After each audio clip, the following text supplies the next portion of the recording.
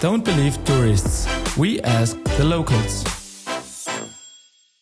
So my name is Skander Essafi. I come from Tunisia, and I'm studying a master in health economics and management. We have the beach, the mountain, the desert. Tell us a secret spot. Depends on the locals, but my favorite spot, I would say, it's Duga. Duga? It's in the northeast where there's a lot of mountains, but there's also a big site of Roman ruins, and it's very well preserved. Really feels like in the middle of nowhere. You feel like you're traveling in time. Is it safe? I would say it's generally safe. If you go to the big cities, the touristic cities, like it's completely safe.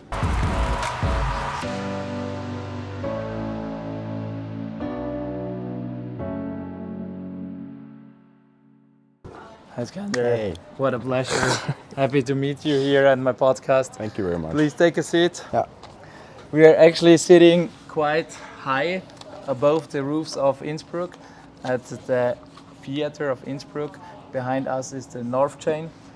And yeah, tell us, our listeners, how come that we meet today here in Innsbruck? Because born and raised, you're in Tunisia, right? Yes, exactly. So, first of all, thank you again for inviting me. It was a coincidence that one thing led to another, and then we made it here. So my name is Skander Essafi. I come from Tunisia, and I'm studying a master in health economics and management, and it's a European program where we, like the students of this master within our cohort, study in different universities each semester. So all of us started together in Bologna last year, and then we got to split according to different tracks and specializations. So my group is currently here in Innsbruck since March, and we're almost done. The semester is coming to an end, and we're moving next year to Rotterdam. So yeah, it's a European program. Already very interesting. So European program where you study in 4 different cities. Yeah. And now you're in Innsbruck and you start in Bologna, and everything is out of the European Union, right? It's a part of Erasmus, is it? Yeah, is it so it's a partnership of 4 universities together with Oslo, where I'm unfortunately not going. But they managed to combine this program and submit it as part of an Erasmus Plus program. So we are considered as Erasmus exchange students. And it's called the European Health Economics and Management Master. But it's also open for non-European students. So there is a focus on the European Union and what does it offer to citizens, also when it comes to the healthcare system. But it's also rights for non-EU citizens, and also especially about the cross-border right to healthcare and the issue with the immigrants and what is their rights and how much they're entitled to healthcare. But yeah, for example, as a non-European student, I feel that I benefit a lot from it, even though my country is not part of it, but it can get inspired from different healthcare systems, the way it works in different countries, being able to compare between them. So it's very interesting, I have to say. So I can imagine the whole class is very international, right? You make a lot of international friends. True, yeah. And are there many people from Tunisia in your program, or you're the only one? Yeah, in I'm your the only one. We are 2 non-European Union students, together with a Mexican girl. And there are a lot of students from the 4 different countries. A lot of Dutch, Italian, Norwegian, but also from other countries, Eastern Europe, Ireland, and well, it's very really interesting. diverse. So maybe I should come one day in your class and ask if they want to join my podcast. So That would be nice, many potential guests for my Exactly, yeah. podcast. Yeah. Yeah, it's really cool. But thanks for the intro about you. But we are here today to speak about Tunisia, right? Yeah. So can you give our listeners a smart overview about Tunisia, some facts, and what comes first at your mind, or what people need to know about Tunisia, like capital, size, geographic, and so on?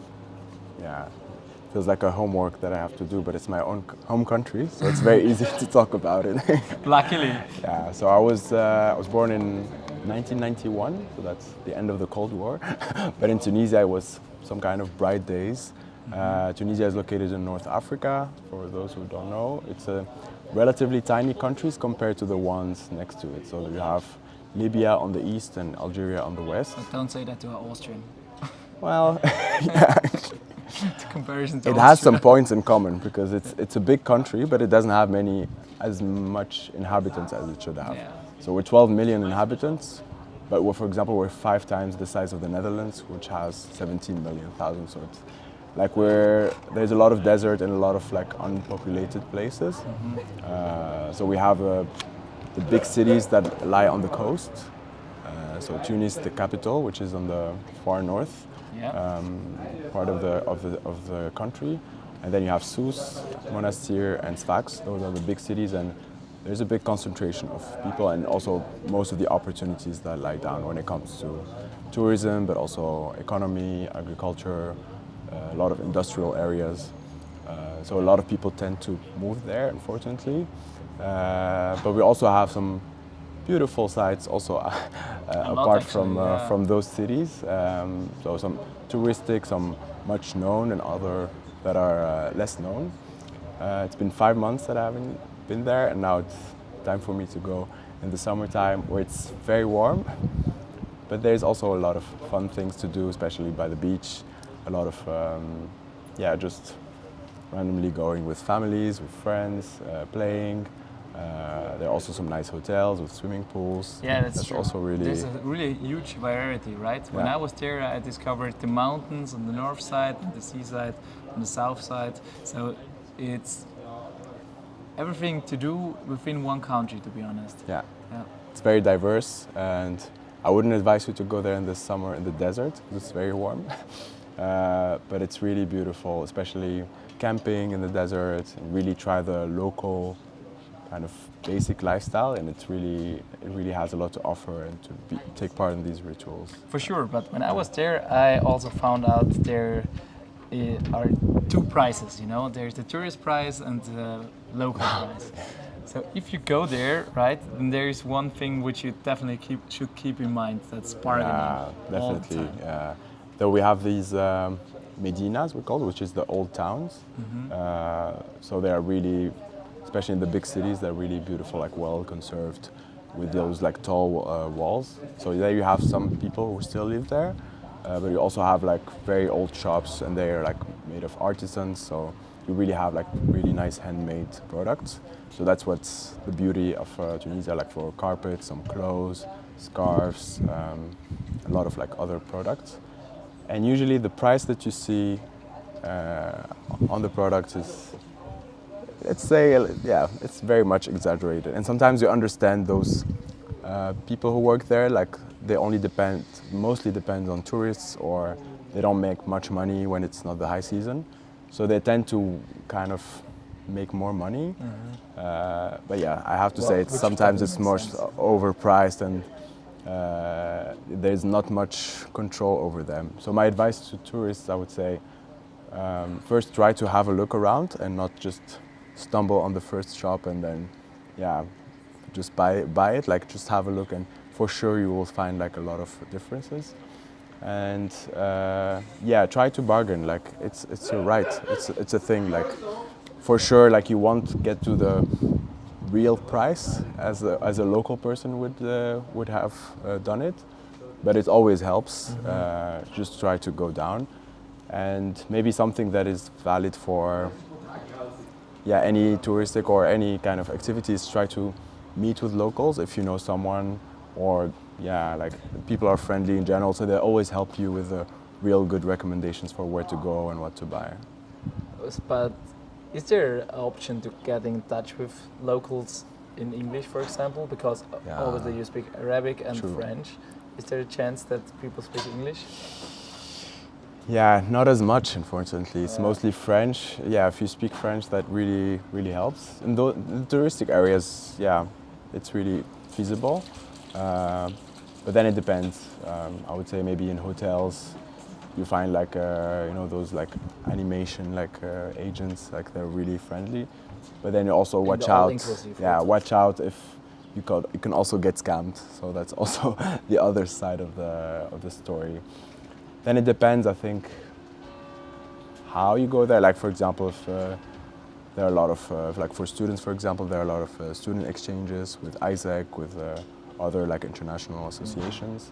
I studied medicine back in Tunisia, and back then there was there's still like a big international federation of medical students associations, and we could do exchanges like in different countries. Which are the big student cities, if we are already on this topic? Yeah, so where I come from, Sousse, it's quite a big student city. Yeah, well known also. The most known student city is Monastir, which is really close to it.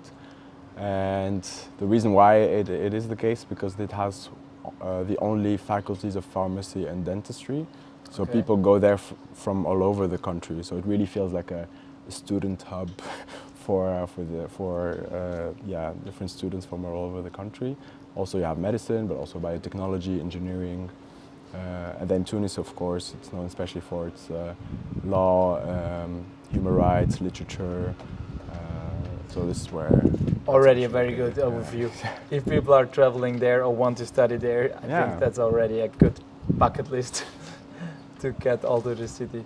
Well, great. But if we are already on the topic of bucket list and the big cities, are there some must-sees which come directly in your mind if people travel to Tunisia? So then, we have the beach, the mountain, the desert, some really touristic, like must-see places. I would say if you start in Tunis, you shouldn't miss Carthago. And we also have a lot of Roman ruins. So already in the Carthago area, but also we have one of the biggest amphitheaters called El Jem, and it's really beautiful. It's really in the middle of like a small village, and it's really well maintained. So definitely, I would say go there. And then we also have a village that is called Sidi Bou Said, which is close to Carthago, a little bit uphill with a beautiful view on the beach.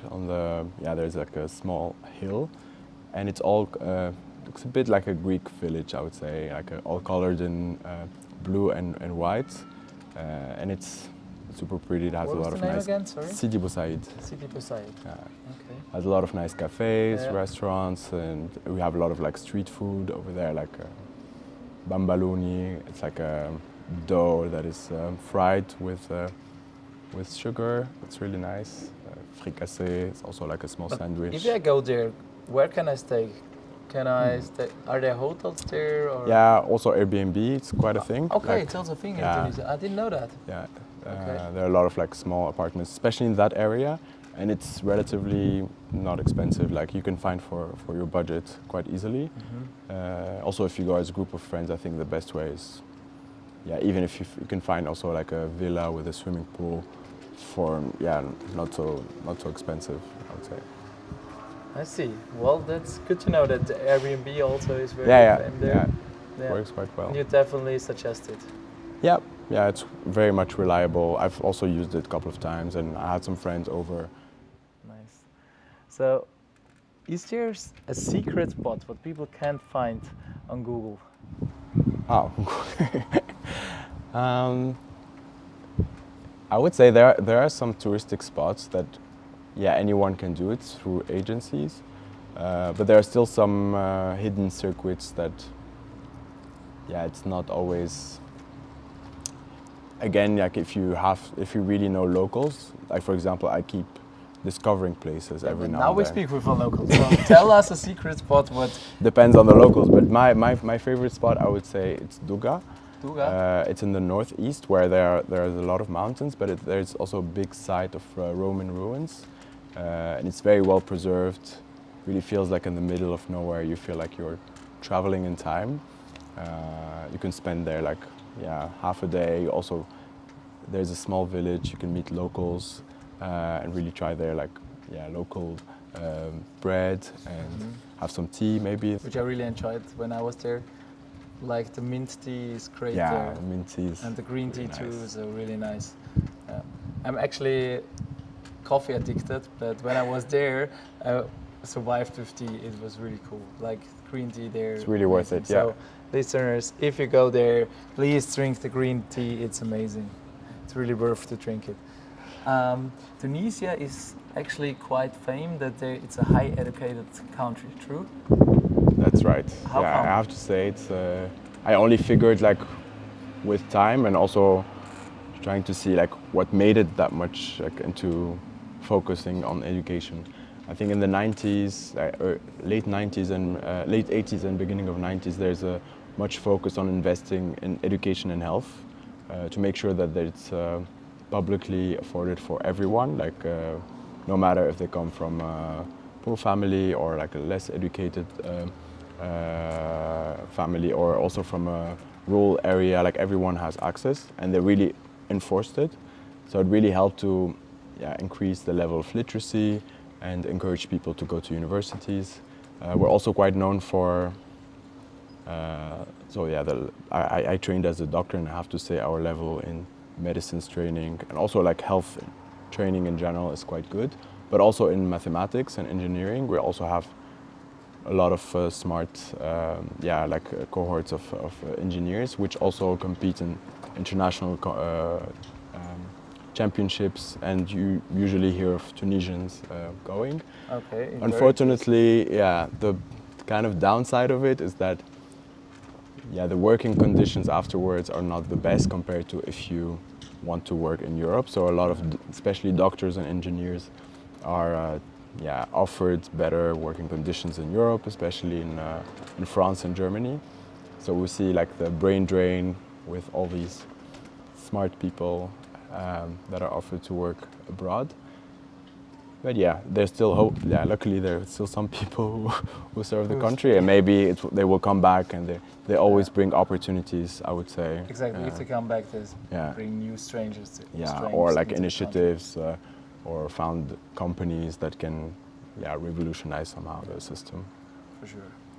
Well, Skander, but that brings me to another topic. We spoke about the higher education. That's also why the Arabic Spring starts in Tunisia, maybe, or what do you say? Yeah, it was quite a striking era. Yeah, it started with the youth kind of movement. So we do have the high educations, but those highly educated, either they find a job that is not always related to their training, or they don't find a job at all, especially if they studied in big cities and they want to come back to their hometowns.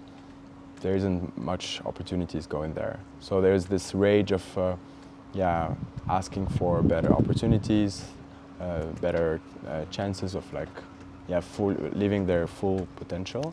And it escalated from different situations to the point where it was clear that there was a system that was somehow beneficial to some extent, but also corrupted, that we could have benefited from it and in other ways. So this is where the Tunisian Revolution happened in 2011. I was in my first year of medical school, full of ideas of getting into the adult life, and then this happens with some mixed feeling, I would say, because you have a lot of hope. And Tunisians are known for being very ambitious and always wanting the best for themselves and for their country. But it's also, you feel that it's a threat because you don't know where the country is going, because we're not sure about what kind of leadership is going to take over. Stability. And that it opens the door for many actors, and not all of them maybe want the best, or there might be some kind of conflicts of interest. But I'm still hopeful, I would say, that things are slowly changing. Maybe we're going through obstacles, the political instability is still there. But the country is doing okay, I would say. Doing okay. So what does that mean? How is the security situation at the moment? If international people are traveling there, is there something what they really have to look at, or is it safe? I would say generally safe. I know, and I've heard it from some friends that, whenever there are some threats or things that happen in really a small area for locals, not for tourists, then the travel bans are quite harsh, I would say. Mm-hmm. But if you go to the big cities, the touristic cities, it's completely safe to just go on the streets. Also for girls, it's completely fine, to dress however you want, and with groups of friends. Maybe not at 3 a.m. in the night, a girl on her own. that's I think a general fact that you shouldn't do. But yeah, like in touristic areas or taking taxis, maybe also general fact, like watch out after your personal belongings. Like if you have a precious or valuable things, make sure to always watch out after it, especially in the crowded places. If you go to some shopping areas, I think it's valid for any kind of touristic city, but nothing really specific, I would say. So security-wise, it's pretty okay. Happy to hear that. Very happy to hear it. Well, thanks a lot about that, but I'm very interested in food always, and when I was in Tunisia, I really enjoyed food there, and it was very good. So please tell our listeners your favorite food. What's your favorite local food back in Tunisia? Or give us a list of 3, maybe, if you can't decide of all the good food. Yeah, so we have a long list of local food that our mothers make at home. And then it ranges from, there's a long list, but it's really difficult to know from where to start.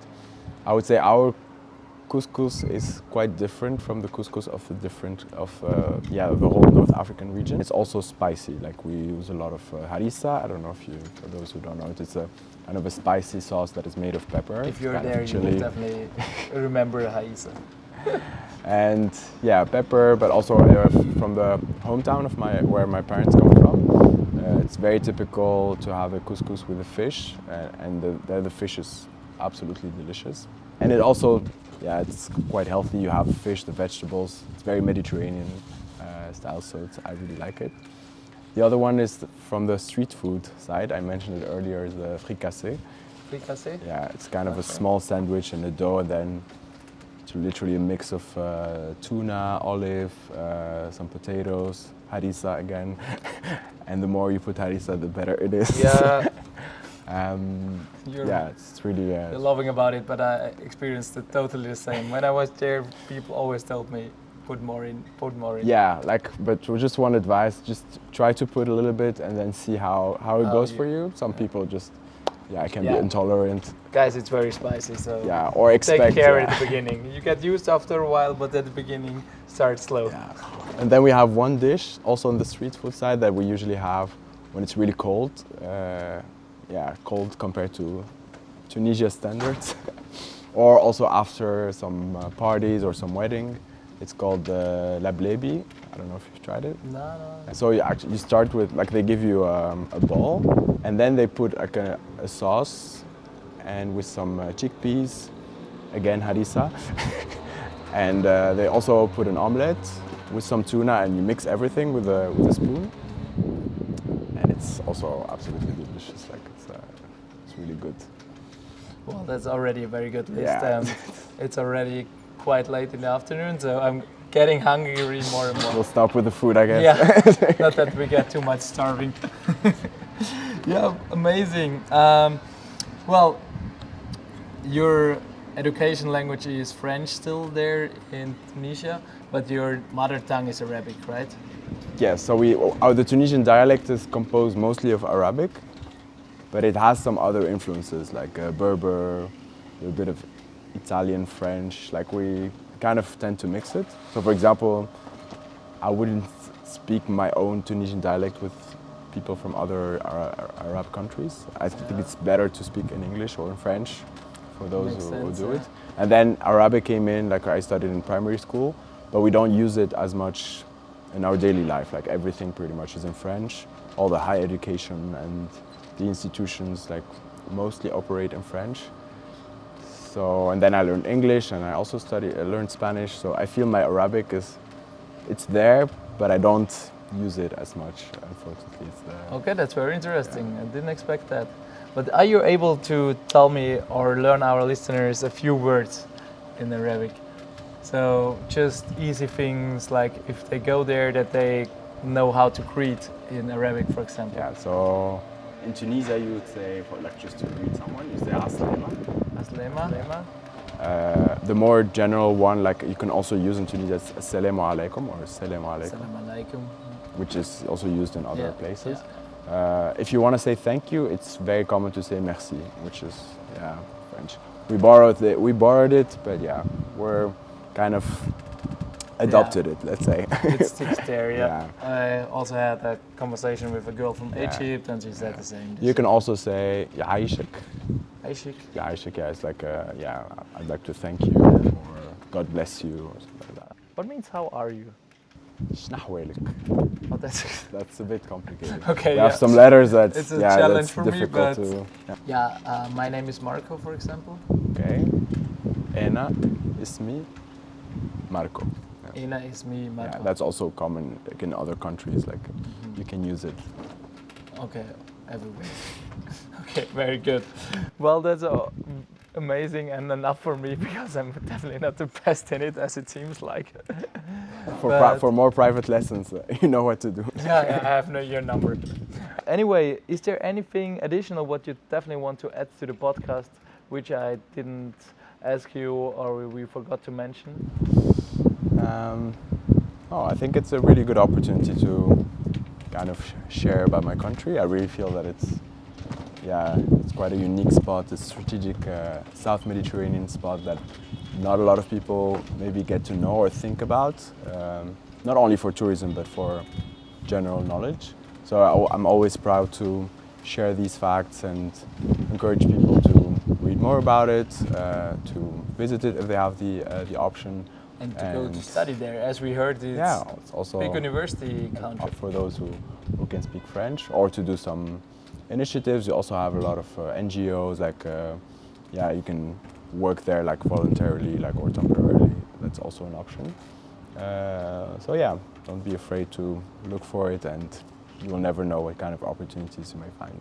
Yeah, and if you have some questions for Skander, again, just comment the video and I will text him and he definitely will give you some answers.